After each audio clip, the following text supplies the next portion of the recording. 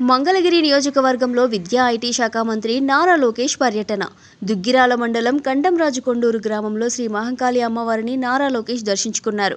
అమ్మవారికి సారె సమర్పించి ప్రత్యేక పూజా కార్యక్రమంలో పాల్గొన్నారు.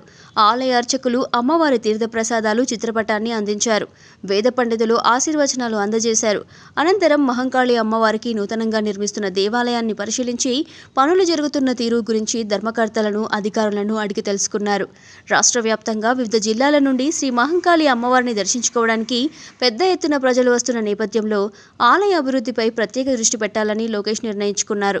భక్తుల సౌకర్యం కోసం మెరుగైన రోడ్లు, పార్కింగ్ సౌకర్యం, పరిశుభ్రత, ఇతర సౌకర్యాలు ఏర్పాటు చేసి దేవాలయ పరిసర ప్రాంతాలను అభివృద్ధి చేయడానికి ప్రణాళిక సిద్ధం చేయాలని అధికారులను ఆదేశించారు.